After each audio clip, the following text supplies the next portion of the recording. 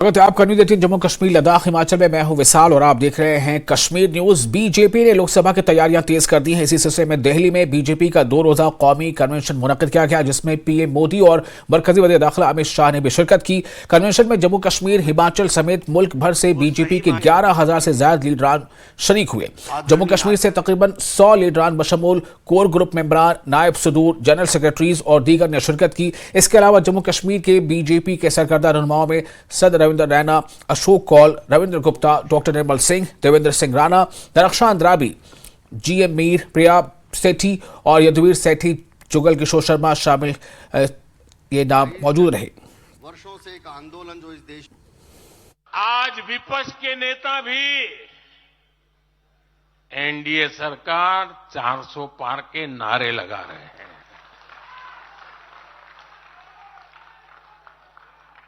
और एनडीए को 400 पार कराने के लिए भाजपा को 370 का माइलस्टोन पार करना ही होगा।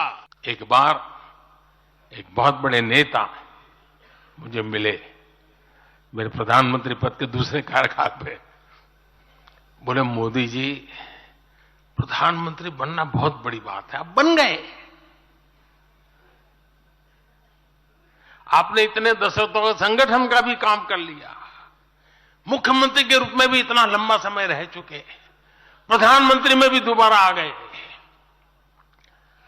अब इतना काम पा लिया है, अब तो थोड़ा बैठो, आराम करो, बहुत कर लिया। ये उन्होंने मुझे कहा था। उनकी वो भावना राजनीति के पुराने अनुभवों से थी। लेकिन साथियों, हम राजनीति के लिए नहीं, राष्ट्र नीति के लिए निकले हैं। हम तो छत्रपति शिवाजी महाराज को मानने वाले लोग हैं। जब छत्रपति शिवाजी महाराज का राज्याभिषेक हुआ तो उन्होंने ये नहीं किया कि अब तो छत्रपति बन गए, सत्ता मिल गई तो चलो उसका आनंद लो। उन्होंने अपना मिशन जारी रखा। ऐसे ही उनसे प्रेरणा लेकर के मैं अपने सुख वैभव के लिए जीने वाला व्यक्ति नहीं हूं। अब देश न छोटे सपने देख सकता है और देश न अब छोटे संकल्प ले सकता है। सपने भी विराट होंगे, संकल्प भी विराट होंगे। और ये हमारा सपना भी है, हम सबका संकल्प भी है कि हमें भारत को विकसित बनाना है। और इसमें अगले 5 वर्षों की बहुत बड़ी भूमिका होने जा रही है। अगले 5 साल में भारत को पहले से भी कई गुना तेजी से काम करना है।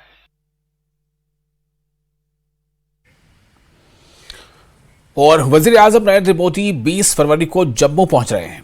समाज के मुख्तलिफ तबकों ने वजीर आजम के दौरे से बहुत सी उम्मीदें वाबस्ता कर रखी हैं।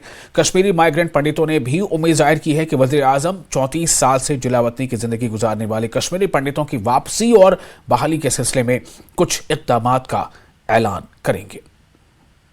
क्या क्या एक्सपेक्टेशन है? सबसे पहले तो मोदी जी का जो 20 तारीख को जम्मू कश्मीर का जो दौरा है, हम इसका स्वागत करते हैं। पूरी उम्मीद है कि अब उनका जो टेन्योर अभी कंप्लीट होने वाला है, तो हमारी ये उम्मीदें रहेगी जो सबसे पेंडिंग डिमांड जो हमारी है, हिंदू शाइन बिल। और मुझे लगता है कि उस पर हमारी जो आस्था, जो हमारी जो हेरिटेज, जो हमारे धरोहर जो है कश्मीर में, उसके लिए थोड़ा बहुत हम ये चाहते हैं कि वो जितनी जल्दी हो सके उसकी अनाउंसमेंट होनी चाहिए। जहां तक मोदी जी का 20 तारीख का जम्मू में आना है, इसका हम हार्दिक अभिनंदन करते हैं, स्वागत करते हैं। आज हम राइटर्स क्लब के सामने हैं, हमारे एक यंग यूथ है कुलदीप कश्मीरी जी, उसकी किताब भी रिलीज हो रही है। लेकिन हम उम्मीद करते हैं, जहां तक प्राइम मिनिस्टर साहब यहां आ रहे हैं, कश्मीरी पंडित जो 35 साल से एग्जाइल्ड लाइफ में हैं, बहुत दर्दनाक हालात से गुजर रहे हैं। हमारी 3 generation, we have lost 3 generations, और सरकार अभी तक कोई पक्का हमारे लिए कुछ नहीं कर पाई है। मुझे एक उपलब्धि बताइए कि जो 10 सालों में उन्होंने हमें हर जगह पर, हर स्टेज पर पूरे इंडिया में यूज किया। कश्मीरी पंडितों के साथ ऐसा किया, कश्मीरी पंडितों के साथ ऐसा किया गया। लेकिन एक उपलब्धि मुझे बताइए कि उन्होंने कश्मीरी पंडितों के लिए क्या किया। जो आज सरकार जो जम्मू आ रही है, इसका हमें फख्र है कि हमारी सरजमीन पर आ रही है, जहां हमारी मेजॉरिटी कम्युनिटी जम्मू के सरजमीन पर रहती है आजकल 34 सालों में। और हम आशा करते हैं कि आज वो जरूरी, एक तो वो शॉर्ट टर्म प्रॉब्लम जो होते हैं रिलीफ को बढ़ाना है, बाकी चीज फैसिलिटीज देनी है, लेकिन एम है, मेन मकसद है घर की वापसी का। उसके लिए हमें आशा है कि हमें घर वापस जरूर मिलेगा। मेरे टेन्यूअर में आपको वापसी होगी, आपको कश्मीर वापस लेना है। हम चाहते हैं कि इस उनके दौरे में ये बात चले और इस बात का जिक्र हो कि कश्मीरी पंडित जो पिछले 34 साल से अपने घरों से बाहर है, उसका कोई एक कंप्रहेंसिव रोड मैप बताएं, ताकि कश्मीरी पंडित उस कंप्रहेंसिव और मोदी जी के विश्वास को लेके कश्मीर वापस जाए। क्योंकि तब तक हमारी जिंदगी अधूरी है, जब तक कि हम अपनी जन्मभूमि, जिसको हम मरण भूमि भी कहते हैं, जब तक हम उसमें वापस नहीं लौटेंगे, तब तक हमारे लिए मोदी जी से यही प्रार्थना रहेगी। अभी नहीं तो फिर शायद कभी नहीं। कैमरामैन साहिबा के साथ में समीर भट्ट, न्यूज़ 18 जम्मू।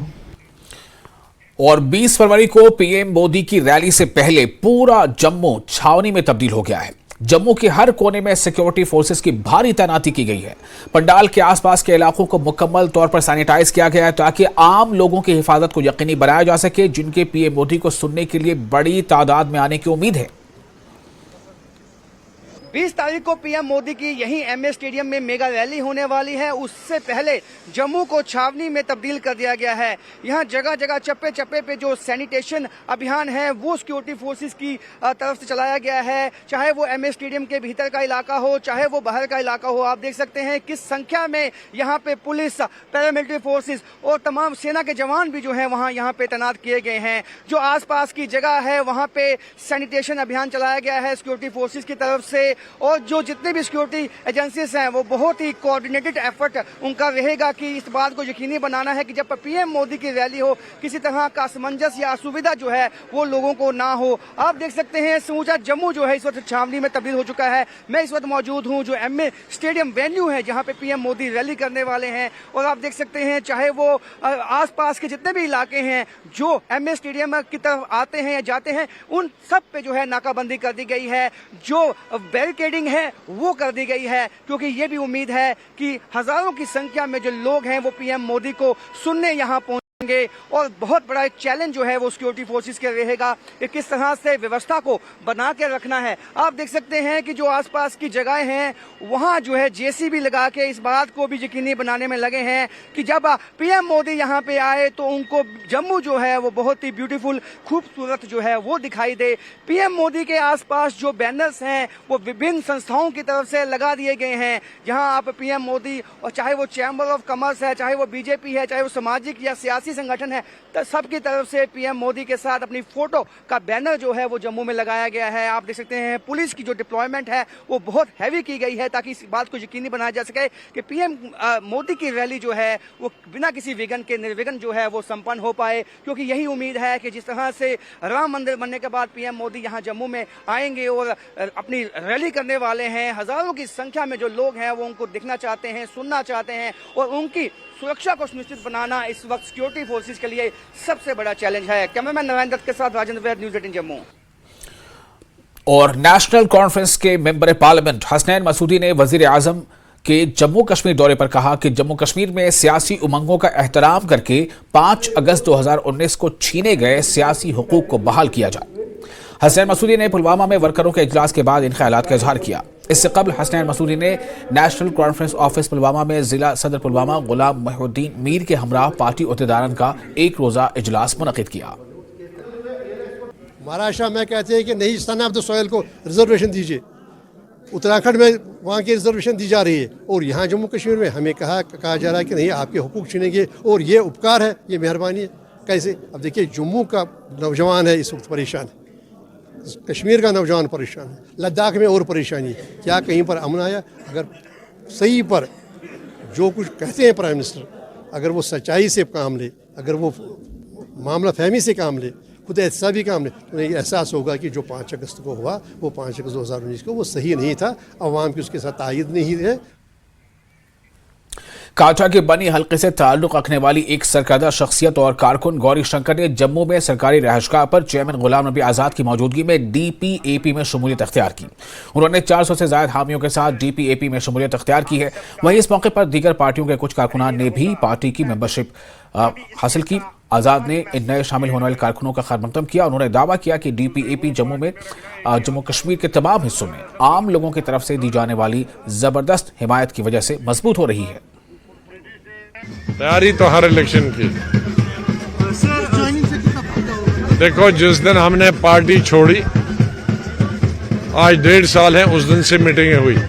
अभी तक में कोई 600 मीटिंगें मैं खुद किया है। सब लोगों ने मिलके 5-6 हज़ार मीटिंग की। हम वो कांग्रेस पार्टी नहीं जहां जब इलेक्शन अनाउंस होता था फिर प्रोग्राम बनता था। हमने अपनी 95% कैंपेन खत्म कर दी। और डेमोक्रेटिक प्रोग्रेसिव आजाद पार्टी के अध्यक्ष गुलाम नबी आजाद ने पलोरा इलाके में एक जनसभा को संबोधित किया। इस दौरान उन्होंने कहा कि हम एक कठिन स्थिति का सामना कर रहे हैं। देश के विभाजन के बाद से जम्मू और कश्मीर हमेशा पीड़ित रहा है। सीमा पर हमेशा तनाव देखा गया है। इस दौरान उन्होंने अनुच्छेद 370 को निरस्त करने और 35A को हटाने के फैसले को गलत बताया। 2014 से लेकर आज तक हमारी स्टेट में कुछ अच्छे भी काम हुए।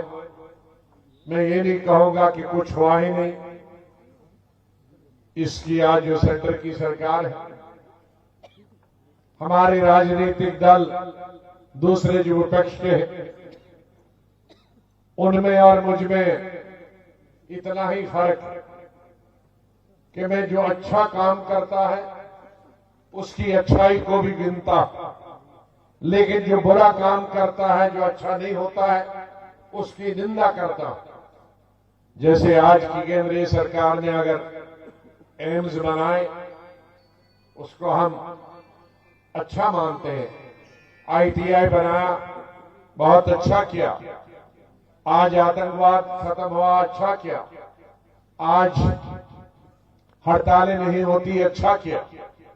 लेकिन 370 खत्म किया, बहुत बुरा किया। उन्होंने 35A खत्म किया, बहुत बहुत बहुत बहुत बुरा किया। सरकार बनाएंगे तो मैं यहां विधानसभा में कानून बनाऊंगा, बाहर से कोई जमीन और नौकरी नहीं कर पाएगा।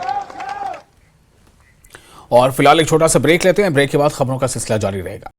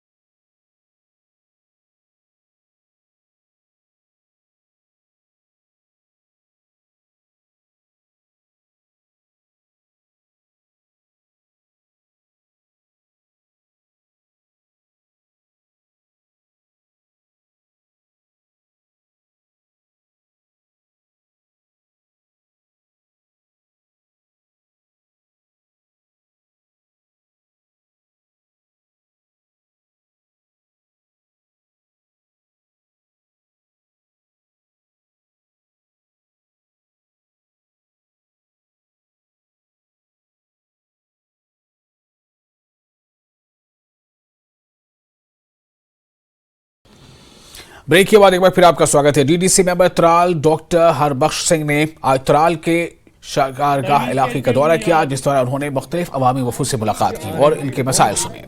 दौरे के दौरान मौसूफ ने बताया कि इनकी कोशिश रहेगी कि अवामी मसाइल का इजाला कम से कम वक्त में किया जाए और मीडिया से बात करते हुए उन्होंने बताया कि जितने भी फंड्स आते हैं वो लोगों की मर्जी के मुताबिक सही जगह पर इस्तेमाल होते हैं।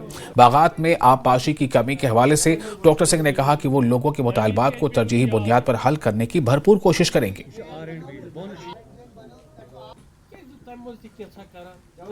प्रोग्रामों का मकसद ये है कि जो हमारे लोग, हमारे नौजवान जो मेरे पास वहाँ नहीं पहुँच सकते या जिनकी रसाई डीसी ऑफिस तक नहीं है, बीडीओ ऑफिस तक नहीं है, सीओ ऑफिस तक नहीं है, सीएमओ ऑफिस तक नहीं है, तो मैं आके इनसे बात करता हूँ। और असली बात जो है हमारी, मेरा बनने का मकसद ही है, इन लोगों ने मेरे पे एतमाद किया, मेरे इलाके ने इन लोगों ने वोट डाले, मुझे चुन के लाया। मेरा फ़र्ज़ बनता है मैं इनसे पूछूं कि जो हमने डेवलपमेंटल इश्यूज़ किए हैं, जो हमारा बीडीसी फंड है, डीडीसी फंड है या पंचायत का है, ये सही जगह लग रहा है, ये इनकी मर्ज़ी से लग रहा है, या यहाँ हमारा गांव है जैसे लड़बल है, इनको बहुत पानी की जो डिमांड इनकी है, क्योंकि इनका जो ज़मीन वाला एरिया है उधर कोई इरिगेशन का ये नहीं है। तो मैंने इनको यकीन दिलाया कि इनका वो पानी का इशू, और ख़ासकर जो लिंक रोड लड़बल के लिए है तो वो नहीं बना है कहीं, लेकिन इस बार हमने प्रायोरिटी में रखवाया है और उम्मीद करता हूं कि इस साल वो रोड बनेगा। और जो ये सारे लोग हैं इनके एक डिमांडें होती है, एक गिले शिकवे होते हैं। एज ए पब्लिक रिप्रेजेंटेटिव जब मैं ये सुनता हूं तो इनको भी लगता है कि हमारी बात का कोई वैल्यू है, जो हमने वोट डाला है उसका वैल्यू। और कुलदीप कश्मीरी की एक किताब silent cries writers club Jammu में दानिश्वरों, मुफक्किरों, अदीबों और समाजी कारकुनों की मौजूदगी में रस्म इजरा की गई। दुनिया के मशहूर न्यूरोलॉजिस्ट डॉक्टर सुशील राजदान और समाजी कारकुन डॉक्टर अग्नि शलहर और आर.के. भट्ट ने तकरीब में शिरकत की। किताब के मुसन्निफ कुलदीप कश्मीरी ने न्यूज़ 18 से बात करते हुए कहा कि ये किताब कश्मीरी पंडितों को दरपेश मसाइब और अजियत का मजमुआ है जो अभी तक इंसाफ के मुंतजर हैं।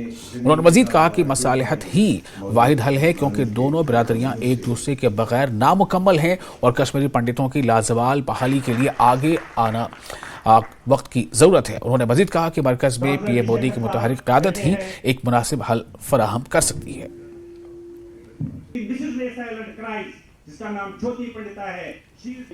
साइलेंट क्राइज के अनवान से किताब का इजरा हुआ। कुलदीप कश्मीरी हमारे साथ हैं जिन्होंने ये किताब लिखी है, इनसे बात करेंगे।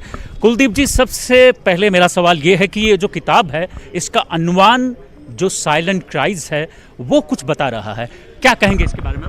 मैंने तफसील बताया है बुक में जो मैंने लिखी है। ये silent cries as the name suggests, ये दुबकती हुई चीखें फॉर द लास्ट 34 ईयर्स जो टर्माइल जम्मू कश्मीर में चल रहा है, उसमें विस्थापित लोग जो है, जो विस्थापित कहा जाता है इनको, मैं इनको इंटरनली डिस्प्लेस्ड कहता हूँ, जो बदकिस्मती से आज तक गवर्नमेंट ऑफ इंडिया ने वो खिताब हमें नहीं दिया। ये उनकी चीखो पुकार जो थी पहले इब्तिदाई 5-6 सालों में, फाइनली वो दुबक के रह गई और साइलेंट क्राइज के सूरत में आपके सामने पेश कर रहा हूँ। इसमें जो इस अनवान से जो किताब में उसमें कुछ खास, कुछ ऐसी मैसेज या कोई ख़ास एक ऐसा मफहूम इसके हवाले से, अगर किताब के हवाले से बात करेंगे, कुछ आप कहना चाहेंगे किताब के बारे में? देखिए, आज तक बहुत सारी किताबें लिखी गई। मैंने ये जो किताब लिखी है, चाहे टनल के उस पार लिखी गई हो या टनल के इस पार लिखी गई हो, बहुत सारा लिटरेचर लिखा गया है, लेकिन मेरी जो ये किताब है, मैं इसकी कोई तारीफ़ नहीं कर रहा हूँ। मेरी इल्तिजा आपसे भी रहेगी, ये किताब पढ़िए आप। मैंने इसमें बताया है कि शेखुल आलम और ललित दद की जो ज़मीन थी वो क्या थी, एक्सटर्नल आइडियोलॉजीज़ ने वहाँ पे कैसे इन्फ्लुएंस किया, और जो वहाँ पे फिरकावाराना हम आहंगी पिछले 5000 साल से चलती आ रही थी, उसको एक्सटर्नल आइडियोलॉजी ने कैसे तार किया। और मेरा माकूफ है पिछले 34 साल से कि reconciliation, rapprochement is the only procedure जो रेस्टोर हो सकती है कश्मीर में peace. And moreover one thing, history इसकी विटनेस है, तवारीख गवाह है। आपको पता है, मैंने आपसे पहले भी बात कर रहा था, only Kashmiri Pandit is having the capacity and capability to dilute hardline in Kashmir Valley.